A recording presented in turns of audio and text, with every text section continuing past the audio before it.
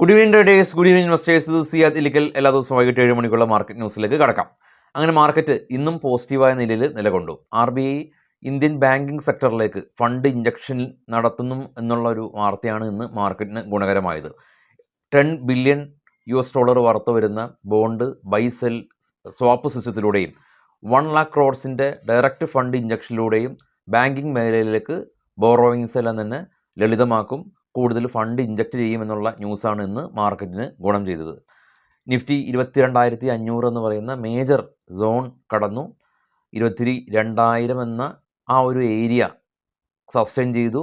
അത് ഇന്നലെ പോസിറ്റീവായിരുന്നു. ഇന്ന് 22,500 റാലി രേഖപ്പെടുത്തി.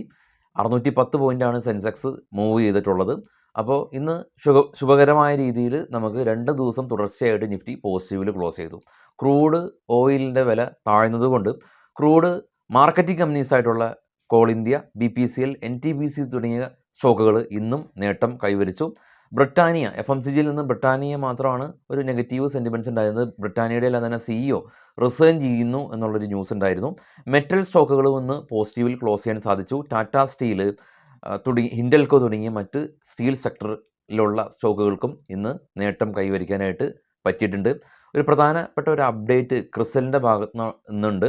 ക്രിസലിൻ്റെ എല്ലാം തന്നെ ഇന്ത്യയുടെ GDP ഫോർകാസ്റ്റ് 6.7, അത് 2025 മുതൽ 2031 വരെ 6.7 മെയിൻറ്റെയിൻ ചെയ്ത് പോകുമെന്ന് ക്രിസലിൻ്റെ ഭാഗത്തു നിന്നുള്ളൊരു അപ്ഡേറ്റ് ഉണ്ടായിരുന്നു. ക്രിസലിൻ്റെ ചീഫ് എക്കണോമിക്സ്റ്റ് ആണ് ഈ ഒരു അപ്ഡേറ്റ് പുറത്തുവിട്ടിട്ടുള്ളത്. അതും മാർക്കറ്റിന് ഇന്നത്തെ ഒരു ഫ്രഷ് ബൈയിങ്ങിന് കാരണമായിട്ടുണ്ട്.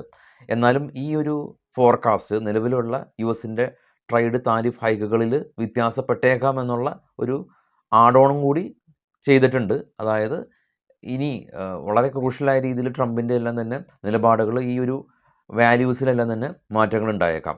ഇന്ന് റിലയൻസും പോസിറ്റീവിൽ ക്ലോസ് ചെയ്യാൻ സാധിച്ചു. കൊട്ടാക് സെക്യൂരിറ്റീസ് റിലയൻസിനെ അപ്ഗ്രേഡ് ചെയ്തതായിട്ടുള്ളൊരു ന്യൂസ് ഉണ്ട്. ഇന്ന് ഏഞ്ചൽ വണ്ണിൻ്റെ ഭാഗത്തു നിന്നുള്ളൊരു റിപ്പോർട്ട് ഉണ്ടായിരുന്നു. അപ്പോൾ ഏഞ്ചൽ വണ്ണിൻ്റെ ഭാഗത്തു നിന്നുള്ള റിപ്പോർട്ടാണെങ്കിൽ കൂടിയും എൻ്റയർ മാർക്കറ്റിനെ ബാധിക്കുന്ന ഒരു കാര്യം തന്നെയാണ്. SIP രജിസ്ട്രേഷൻ 25% കുറവാണ് കഴിഞ്ഞ മാസം വന്നിട്ടുള്ളത്. 5.77 lakhs ആണ് ഈ കഴിഞ്ഞ മാസം റിപ്പോർട്ട് ചെയ്തിട്ടുള്ളത്. അത് പ്രീവിയസ് മന്തായിട്ട് കമ്പയർ ചെയ്യുമ്പോൾ കുറവാണ്. പ്രീവിയസ് മന്തിൽ 7.65 lakhs ഉണ്ടായിരുന്നു.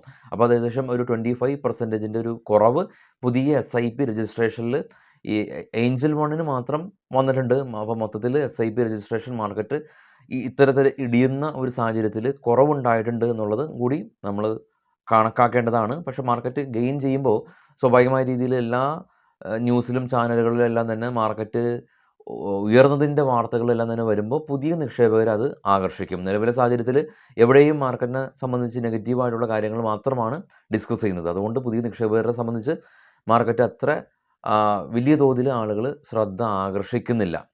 കൂടാതെ വേറൊരു അപ്ഡേറ്റ് ഉള്ളത്, ഫെഡറേഷൻ ഓഫ് ഓട്ടോമൊബൈൽ അസോസിയേഷൻ്റെ ഭാഗത്തു നിന്നുള്ളൊരു പുതിയ റിപ്പോർട്ട് വന്നു. അപ്പോൾ വെഹിക്കിൾ സെയിൽസ് എല്ലാം തന്നെ ഫെബ്രുവരിയിൽ 7% ഒരു കുറവ് ഉണ്ടായിട്ടുണ്ടെന്നുള്ള ന്യൂസ് ഉണ്ട്. അതുകൊണ്ട് ഓട്ടോ സെയിൽസിലുള്ള കമ്പനീസ് ഇന്ന് വലിയ തോതിൽ നേട്ടം കൈവരിച്ചില്ല.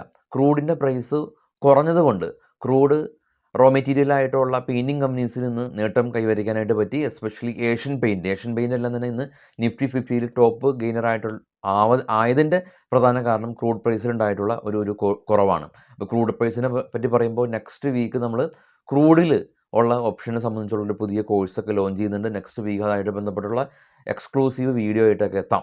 അപ്പോൾ ക്രൂഡൊക്കെ വൈകിട്ട് 5:30 മുതൽ രാത്രി 11 മണി വരെയൊക്കെ ട്രേഡ് ചെയ്യാം ക്രൂഡിൽ. അപ്പോൾ ഓഫീസ് വർക്കൊക്കെ ചെയ്യുന്ന ആളുകൾക്ക് അത് ഗുണകരമായേക്കാം. അപ്പോൾ എനിവേ ട്രംപിൻ്റെ ഭാഗത്തു നിന്നുള്ള കാനഡ, മെക്സിക്കോ ആ ഒരു ട്രേഡ് ടെൻഷൻ 1 മന്തിൻ്റെ എല്ലാം തന്നെ ആ ഒരു ഇളവ് കൊടുത്തിട്ടുണ്ടെന്നുള്ളത് ഇപ്പോൾ ഇന്നലെ അത് മാർക്കറ്റിന് ഗുണം ചെയ്തു. എന്നാൽ ഇപ്പോൾ ട്രേഡ് ചെയ്യുന്ന യൂറോപ്യൻ മാർക്കറ്റ് എല്ലാം തന്നെ സ്ലൈറ്റ്ലി നെഗറ്റീവ് സെൻറ്റിമെൻറ്റ്സ് ആണുള്ളത്. അത് നമുക്ക് വഴിയെ ഡിസ്കസ് ചെയ്യാം. ഇനി സ്റ്റോക്ക് സ്പെസിഫിക് ന്യൂസിലേക്ക് വരുമ്പോൾ റെയിൽടെൽ കോർപ്പറേഷന് 19 കോടി രൂപയുടെ ഓർഡർ ഇന്ത്യൻ സെക്യൂരിറ്റി ഫോഴ്സിൻ്റെ ഭാഗത്ത് നിന്ന് ലഭിച്ചു എന്നുള്ള ഒരു ന്യൂസ് ഉണ്ട്.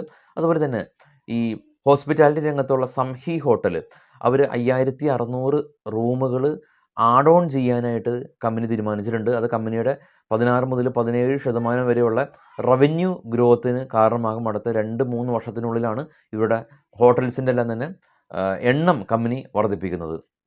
റൂട്ട് മൊബൈൽ നോക്കിയ ആയിട്ട് ബന്ധപ്പെട്ടിട്ടുള്ള മൊബൈൽ ഡിവൈസുകളെല്ലാം തന്നെ മാനുഫാക്ചർ ചെയ്യുന്ന കമ്പനിയാണ് റൂട്ട് മൊബൈൽ. അപ്പോൾ രാവിലെ നമ്മൾ ഡിസ്കസ് ചെയ്ത ന്യൂസാണ്. അപ്പോൾ അവർ പ്രോക്സിമസ് ഗ്ലോബലായിട്ടൊരു കൊളാബറേഷൻ ഏർപ്പെട്ടു.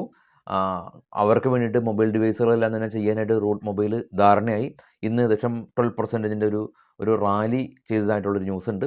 അതുപോലെ തന്നെ മറ്റൊരു ന്യൂസ് ഉള്ളത് ആസ്ട്രാസെനസിക്ക ഫാർമേനെ സംബന്ധിച്ചുള്ള ന്യൂസാണ്. അവരുടെ ഒരു പുതിയ medicine Indian central drug standard control organisation CDSCO അവർ അംഗീകാരം കൊടുത്തതായിട്ടുള്ള ന്യൂസാണ് ഉള്ളത്. റൈറ്റ്സിൻ്റെ ഭാഗത്തുനിന്നുള്ള ന്യൂസ് ഉള്ളത്, റൈറ്റ്സിന് 28 കോടി രൂപയുടെ order railway high speed railway corridor എല്ലാം തന്നെ ചെയ്യാൻ വേണ്ടിയിട്ട് സതേൺ സെൻട്രൽ റെയിൽവേയുടെ ഭാഗത്തു നിന്ന് ലഭിച്ചതായിട്ടുള്ള ന്യൂസ് റൈറ്റ്സിൻ്റെ ഭാഗത്തു നിന്നുണ്ട്. അതുപോലെ തന്നെ Bharat forge company Taiwan based ആയിട്ടുള്ള ഒരു ഫെയിമായിട്ട് സർവേഴ്സ് എല്ലാം തന്നെ മാനുഫാക്ചർ ചെയ്യുന്നതിന് വേണ്ടിയിട്ടുള്ളൊരു ഓർഡർ ഭാരത് ഫോർജിന് ലഭിച്ചു. സമാനമായ രീതിയിൽ കൽപാത്രു പ്രൊജക്റ്റ് കമ്പനി 2306 കോടി രൂപയുടെ ഓർഡർ ഇന്ത്യൻ ആൻഡ് ഓവർസീസിൽ നിന്ന് അവർക്ക് ലഭിച്ചതായിട്ടുള്ള ന്യൂസാണുള്ളത്. നമുക്ക് നേരെ ഗ്ലോബൽ മാർക്കറ്റ് പരിശോധിക്കുന്നതിന് മുമ്പ് വരുന്ന ശനിയാഴ്ച basic stock market course, intraday, swing, long time ഇവ ഡിസ്കസ് ചെയ്യുന്ന കൊച്ചിയിൽ വെച്ച് നമ്മൾ കണ്ടക്ട് ചെയ്യുന്ന ഓഫ്ലൈൻ ക്ലാസ് ശനിയാഴ്ച വെച്ച് നടക്കുന്നുണ്ട്. അപ്പോൾ താല്പര്യമുള്ള ആളുകൾക്ക് ഫസ്റ്റ് കമൻറ്റിൽ നമ്പറിലുണ്ട്, കോൺടാക്ട് ചെയ്യാം, സീറ്റ് നിങ്ങൾക്ക് ബുക്ക് ചെയ്യാം. ഗ്ലോബൽ മാർക്കറ്റ് നോക്കാം. ഗ്ലോബൽ മാർക്കറ്റിൽ ഏറ്റവും താഴെ കാണുമ്പോൾ ട്രേഡ് ചെയ്യുന്ന 3 യൂറോപ്യൻ മാർക്കറ്റാണ്. അതിൽ FTSE UK market, CAC 40 France market അവ നെഗറ്റീവാണ്. ഡാക്സ് ജർമ്മൻ മാർക്കറ്റ് മാത്രം പോസിറ്റീവായ രീതിയിൽ ട്രേഡിങ് തുടരുന്നുണ്ട്. ഇന്ത്യ വിക്സ് ഇന്ന് ഫോളൊന്നായിട്ടില്ല, 13 നിൽക്കുന്നത്. ഡോ ഫ്യൂച്ചർ എന്നാൽ ഇപ്പോൾ നെഗറ്റീവാണ്, 375 പോയിൻറ്റ് നെഗറ്റീവാണ്. ഇപ്പോൾ ട്രേഡ് ചെയ്യുന്നതല്ല, ക്ലോസ് ആയിട്ടുള്ള ഏഷ്യൻ മാർക്കറ്റെല്ലാം തന്നെ പോസിറ്റീവിൽ ക്ലോസ് ചെയ്യാൻ സാധിച്ചു. ഏറ്റവും ടോപ്പിൽ ബിറ്റ്കോയിൻ 90,000 മറികടന്നിട്ടുണ്ടെന്നുള്ള ന്യൂസാണ് ഇപ്പോൾ ഉള്ളത്. അപ്പോൾ എനിവേ ഇതാണ് ഇപ്പോൾ ഉള്ള ന്യൂസ്. ഗ്ലോബൽ ലോക്കൽ ന്യൂസുകളെല്ലാം തന്നെ നമുക്ക് രാവിലെ 7:00 വിശദമായിട്ടുള്ള പ്രീ മാർക്കറ്റ് ന്യൂസായിട്ട് എത്താം. എല്ലാവർക്കും ശുഭരാത്രി. Thank you.